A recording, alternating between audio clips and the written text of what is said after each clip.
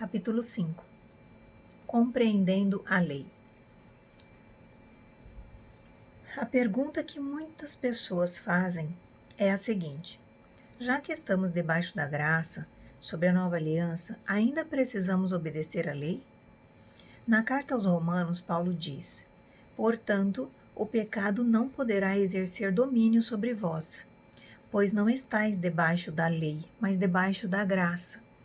Romanos capítulo 6, versículo 14. Infelizmente, tenho visto como este versículo é interpretado e entendido de forma errada. As pessoas aplicam este trecho de um modo que as leva a viver sem nenhuma restrição. Algum tempo atrás, alguém me disse que, já que vivemos sobre a graça e a nova aliança, e que Jesus levou na cruz todo o nosso pecado, do passado, do presente e do futuro, aos olhos de Deus já não existe mais pecado. E ele continuou dizendo que, mesmo que façamos algo que seria considerado pecado, não precisamos confessá-lo ou nos preocupar com isso, porque aos olhos de Deus o pecado não existe mais. Parece um argumento lógico, e Paulo também teve que enfrentá-lo naquela época. Logo no verso seguinte, Paulo responde exatamente a essa pergunta quando diz: que resposta dar? Vamos nos atirar ao pecado porque não estamos sob o jugo da lei, mas sob o poder da lei da graça? E prossegue: não, de forma alguma. Neste capítulo, responderei muitas perguntas em relação à lei. Como ela se aplica a nós e se ainda temos que obedecer a ela. Essa é uma parte muito importante para a compreensão da nova aliança. Quando Paulo disse que o pecado não tem domínio sobre nós, porque estamos debaixo da graça e não da lei, ele comparou a velha e a nova aliança. Devemos entender que, às vezes, na Bíblia, a velha aliança era chamada de lei, porque foi Moisés quem deu a lei e foi o mediador da velha aliança. Sobre a lei, não tínhamos o poder de viver livres do pecado, porque nossa natureza pecaminosa ainda não tinha sido vencida. A nova aliança nos pôs acima da lei, elevando-nos ao destruir nossa natureza pecaminosa e nos dar graça, isto é, a capacidade divina para não pecar. Abordo esse assunto mais amplamente em meu livro Pecado. Obediência à lei. Num raciocínio simples, concluímos que uma vez que a lei era a base da velha aliança e já não vivemos mais sob ela, também não precisamos mais obedecer à lei. Mas, como veremos, não é tão simples assim. Nos capítulos anteriores, quando citamos a epístola de Tiago, vimos que só temos duas opções. Ou obedecemos a toda a lei, ou a nenhuma parte dela, isto é, não podemos escolher a quais partes obedecer e a quais não. Se você acha que a lei ainda se aplica a você, então deve obedecer a cada uma das 613 leis. Contudo, como veremos adiante, a Bíblia também nos adverte a não vivermos sem lei, alcançando a justificação. A Bíblia é muito clara ao dizer que ninguém pode ser justificado pelas obras, o que significa obedecer à lei. Infelizmente, muitas pessoas ainda se aproximam de Deus baseadas em guardar a lei. Elas sentem que se fizerem tudo certo, então Deus lhes responderá. A Bíblia ensina que a única justiça aceita por Deus é a que vem somente pela fé em Jesus. Na carta aos Romanos, Paulo diz: portanto, ninguém será declarado justo diante dele confiando na obediência à lei, pois é precisamente por meio da lei que chegamos à irrefutável conclusão de que somos todos pecadores. Romanos capítulo 3, versículo 20. Não devemos jamais, nem por um momento, tentar alcançar a justificação diante de Deus guardando a lei, nem mesmo os 10 mandamentos. Deus não se agrada das nossas boas obras se elas forem feitas com a motivação de alcançarmos a justificação diante dele. Por que Deus deu a lei? A pergunta óbvia que surge é: então por que Deus deu a lei? A lei tinha vários propósitos, mas quero me concentrar em apenas um deles. A lei foi dada para nos mostrar o quanto necessitamos de Cristo. Paulo disse: desse modo, a lei se tornou nosso tutor, a fim de nos conduzir a Cristo, para que por intermédio da fé fôssemos justificados. Gálatas capítulo 3, versículo 24. Essa passagem nos mostra de forma maravilhosa o coração de Deus e a nova aliança. Deus deu a lei e disse ao povo que se eles a obedecessem integralmente, seriam abençoados de todas as maneiras possíveis e seriam aceitos diante dele. Um dos significados da palavra justo é aceito. Como homem algum pode ser aceito diante de Deus por guardar a lei, ele serviu como um tutor para nos conduzir a Cristo. A lei demonstrou claramente que é impossível ser aceitável diante de Deus sem Jesus Cristo. Independentemente do quanto o homem tentasse, ele sempre falhava. Cristo, o sacrifício perfeito, nos fez aceitáveis diante de Deus, apesar de quebrarmos a lei 1.000.000 de vezes. Sem a lei, jamais saberíamos do quanto necessitamos de Jesus Cristo.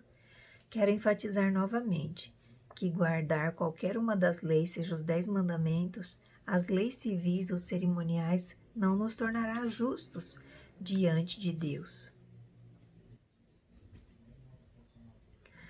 As quais leis devemos obedecer? Não vivemos pela lei do Antigo Testamento, mas isso não quer dizer que vivamos sem lei alguma. Sendo assim, quais leis se aplicam a nós hoje? O Novo Testamento fala de muitos deveres nossos e adverte claramente contra uma vida de transgressão à lei. Contudo, também fala que não estamos debaixo da lei. Essas afirmações parecem contraditórias e confundem muitas pessoas. Uma vez que a lei era a base da velha aliança, como já vimos, e essa aliança foi feita especificamente entre Deus e Israel, a lei obviamente não se aplica a nós. Contudo, o Novo Testamento fala sobre a lei de Cristo, a lei da liberdade e também do novo mandamento que Jesus nos deu. As únicas leis sobre as quais devemos viver na nova aliança são aquelas que Jesus ou os próprios apóstolos ensinaram claramente e exigiram que fossem cumpridas. Contudo, precisamos compreender a aplicação dessas leis da nova aliança é completamente diferente. Não obedecemos a essas leis para alcançarmos a justificação diante de Deus, mas como resposta à justificação que recebemos livremente através de Jesus. E essas sim, seguimos de bom grado. Jesus elevou seu padrão. Parecia que o padrão da lei do Antigo Testamento já era bem alto, mas quando Jesus veio, ele elevou ainda mais. Em vez de lhes dizer para não preocuparem com a lei, Jesus elevou o padrão dizendo, por exemplo, ouviste o que foi dito, não cometerás adultério. Eu, porém, vos digo que qualquer um que olhar para uma mulher com intenção impura em seu coração, já cometeu adultério com ela. Mateus capítulo 5, versículo 27. O que Jesus quis dizer ao falar algo tão radical? Devemos lembrar que Jesus viveu no período entre a velha e a nova aliança. Em muitos dos seus ensinamentos, como no Sermão do Monte, ele nos deu dicas de como viver sob a nova aliança e a quais leis obedecer. O padrão da lei de Cristo é muito mais alto do que o da lei de Moisés. E isso acontece por causa do poder da nova aliança. Na nova aliança, Deus destruiu completamente a nossa natureza pecaminosa e nos capacitou a obedecer à lei de Cristo, que também é a lei do amor, e a viver debaixo dela. O novo mandamento. Jesus disse aos discípulos: um novo mandamento vos dou, que vos ameis uns aos outros, assim como eu vos amei. Que dessa mesma maneira tenhais amor uns para com os outros. João capítulo 13, versículo 34. Eles nunca tinham ouvido algo assim antes, porque a velha aliança não funcionava dessa forma. Sob ela era olho por olho e dente por dente. De repente, Jesus fala sobre um novo mandamento que era radicalmente diferente de tudo que eles já haviam visto. Essa é a lei de Cristo, ou a lei do amor pela qual vivemos na nova aliança. Não para obter o favor de Deus, mas porque obtivemos o favor dele. Jesus não disse aos discípulos que o novo mandamento é apenas amar uns aos outros, mas que é amar uns aos outros como ele os amou. Depois de andar com ele, dia e noite, por 3 anos e meio, eles sabiam que Jesus os amava de forma perfeita. Nesse mesmo capítulo do Evangelho de João, vemos a demonstração do perfeito amor de Jesus. É nele que está registrado o relato de Jesus lavando os pés dos discípulos e celebrando a última ceia com eles. É também neste capítulo que ele lhes anuncia a nova aliança, que é a aliança do amor, de amor. O apóstolo Paulo, como vemos em Romanos 13:8, concorda plenamente com Jesus em relação à lei do amor. No verso 10, ele diz que o amor não prejudica o próximo, portanto, o amor é cumprimento da lei. Tiago também fala sobre a lei da liberdade no Novo Testamento, como podemos ver. Porém, a pessoa que observa atentamente a lei perfeita, a lei da liberdade, e nela persevera, não sendo ouvinte negligente, mas praticante zeloso, será muito feliz em tudo que empreender. Tiago, capítulo 1, versículo 25. O contexto no qual Tiago fala sobre a lei da liberdade é o de ser praticante, não apenas ouvinte da palavra de Deus. Ele conclui que aqueles que praticam a palavra de Deus serão abençoados em tudo que fizerem. Se analisarmos esse texto com as lentes da velha aliança, podemos pensar que se obedecermos à lei da liberdade e fizermos o que Deus diz em sua palavra, então ele nos abençoará em tudo o que fizermos. Infelizmente, é assim que muitos cristãos leem e entendem a Bíblia. Porque Tiago não diz nada sobre Deus nos abençoar. Ele diz que aqueles que observam a perfeita lei da liberdade e nela perseveram serão abençoados. Ele simplesmente descreve o resultado de uma vida correta. Deus já nos abençoou em Cristo Jesus, independentemente de qualquer coisa que fizermos. Para experimentarmos e andarmos em todas as bênçãos que a vida da nova aliança traz, precisamos obedecer à lei do amor, que é a lei de Cristo ou a lei da liberdade. A lei e a falta de lei. Paulo não estava sujeito à lei de Moisés, mas também não vivia sem lei alguma. Na primeira carta aos Coríntios, Paulo nos conta como aplicava a lei do amor. Porque, sendo livre para com todos, fiz-me servo de todos para ganhar ainda mais. E fiz-me como judeus para os judeus, para ganhar os judeus. Para os que estão debaixo da lei, como se estivesse debaixo da lei, para ganhar os que estão debaixo da lei. Para os que estão sem lei, como se estivessem sem lei, não estando sem lei para com Deus, mas debaixo da lei de Cristo, para ganhar os que estão sem lei.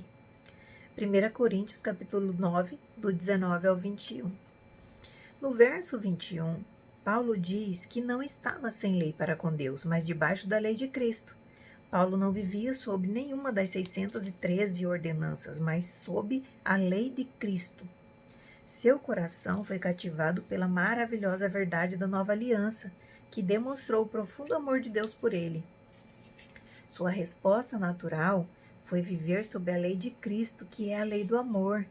Devemos sempre nos lembrar de que, na verdade, a lei de Moisés não era o problema, mas sim a indisposição e a incapacidade do homem de obedecer à lei de Deus. Mais à frente neste livro, mostrarei que Deus nunca se relacionará com você baseado em qualquer parte da lei, mas somente com base em quem nós somos em Cristo. O aviso de Jesus. Jesus nos avisou para termos cuidado com a atitude de viver sem lei. No Evangelho de Mateus, ele nos diz: nem todo aquele que me diz, Senhor, Senhor, entrará no reino dos céus, mas somente o que faz a vontade de meu Pai que está nos céus. Muitos dirão a mim naquele dia: Senhor, Senhor, não temos nós profetizado em teu nome? Em teu nome não expulsamos demônios? E em teu nome não realizamos muitos milagres? Então lhes declararei: Nunca os conheci. Afastai-vos da minha presença, vós que praticais o mal. Assim, todo aquele que ouve estas minhas palavras e as pratica será comparado a um homem sábio que construiu a sua casa sobre a rocha. Mateus capítulo 7, versículo do 21 ao 24. Sei que há várias traduções da Bíblia que usam palavras diferentes no final do verso 23, mas o significado em grego é transgressores, que não têm lei. Jesus está nos dizendo que simplesmente confessá-lo como Senhor não basta para entrar no seu reino. Viver como se não tivéssemos lei alguma e negligenciar o pecado não nos garantirá a entrada no reino de Deus. Não estou falando de salvação, mas de herdar o reino. Se você quiser participar do reino de Cristo, deve compreender que os ensinamentos de Jesus e uma vida debaixo da lei do amor são cruciais. O exemplo dos fariseus. Os fariseus cumpriam fielmente a lei civil e cerimonial de Moisés. E como já mencionamos, também acrescentaram a ela a tradição dos anciãos. Mas, ao fazer isso, eles quebraram a lei moral de Deus, que é a lei do amor. No Evangelho de Mateus, Jesus lhes disse: Entretanto, se vós soubesses o que significam estas palavras, misericórdia quero e não holocausto, não teríeis condenado os que não têm culpa. Mateus capítulo 12, versículo 7. O que aconteceu aqui que levou Jesus a mais uma vez confrontar os fariseus? Os discípulos estavam andando pelas lavouras de cereais num sábado e, como estavam com fome, começaram a colher espigas e comê-las. Imediatamente, os fariseus reclamaram e disseram a Jesus que seus discípulos estavam quebrando o mandamento do sábado. Só para relembrar, guardar o sábado é um dos 10 mandamentos. Se tivéssemos que viver debaixo dos 10 mandamentos, Jesus teria sido um péssimo exemplo para nós, porque ele constantemente quebrava o 4º mandamento, que era guardar o sábado. Jesus respondeu aos fariseus dizendo-lhe que seus discípulos não tinham culpa alguma diante de Deus, pois o que ele deseja é misericórdia. Todos nós corremos o risco de nos tornarmos fariseus modernos, que guardam partes da lei de Moisés, ou pior ainda, algumas leis feitas por homens, mas não usam de misericórdia. Devemos rejeitar essa atitude e impedir que ela faça parte da nossa vida. Tenho conhecido inúmeros cristãos que abandonaram a igreja em que congregavam justamente por causa dessa atitude. Os líderes deles aplicavam a lei rigorosamente, em vez de viver pela lei de Cristo, que é a lei do amor, em vez de demonstrar qualquer forma de misericórdia. Lei ou convite. Uma revelação que transformou a minha vida foi a de que o que era lei na velha aliança se transformou em convite na nova aliança. Na velha aliança, a santidade era uma lei. Na nova aliança, ela passou a ser um convite. Deus nos convida a compartilhar da sua santidade e sermos santos como Ele é santo.